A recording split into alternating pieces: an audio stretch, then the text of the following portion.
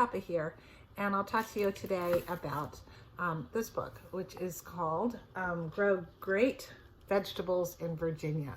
This is a series that was written by a woman whose name is Ira Wallace, and she lives in Virginia. She's a prolific writer of garden articles. She's been published many times in many different forms. And she's written this series of books that are state-specific, and they are really helpful in growing food, particularly in the southeast and southern states. Like a lot of garden books, the book is divided into sections. And the first section is how to get organized, how to start planning, how to start and prep beds. That is actually the shortest section of the book, and that kind of information can be found in a lot of garden books. I found this book through the Southern Exposure Seed Exchange online catalog. I get a lot of my seeds from there, and I find that they're particularly well suited to growing in my area, which is Central Virginia.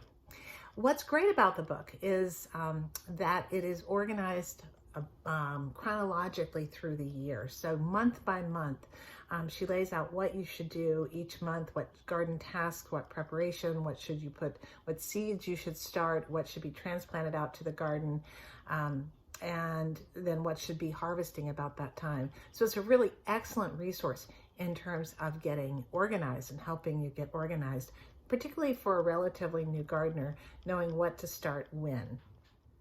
Okay, so while part one deals with planning and getting organized, part two is the month-by-month planner, very detailed.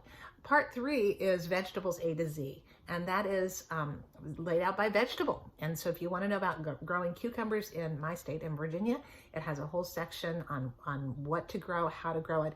And the thing that's best is she gives you specific suggestions of varieties that do well in our state.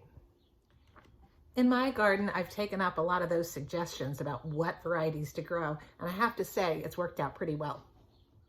So throughout the book, there are special inserts or double-page fold-outs that are really how-tos on specific subtopics. For example, she's got a really nice section on growing lettuce throughout the entire year, which in our region, Virginia, with its hot, sticky, humid summers, is a huge challenge. Now, I have to admit, I haven't tried all of her suggestions on growing lettuce in the summer, but I am going to give it a try. She suggests things like sprouting the seeds, germinating the seeds in the refrigerator at that time, and of course planting them under shade cloth. Speaking of shade cloth, there's a whole nother section on beating the heat. Again, super big challenge with growing in the South. In addition to a super well organized index that actually works, the book contains a great list of resources, some from finding good seed catalogs to places to go, special nurseries for things for edible landscapes, etc., and community-based resources beyond your usual recommendations for state extension offices. She has other community-based resources for organic and biological farming. Okay, so who would benefit from reading this book? I like all garden books, so I benefit from all of them, and I think most people will too. But this book in particular would be good for beginning gardeners and even for intermediate gardeners.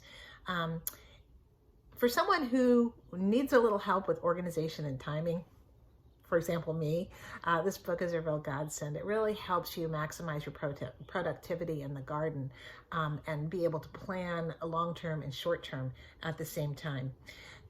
It is a really great resource for growing in the South and in my state, specifically in Virginia.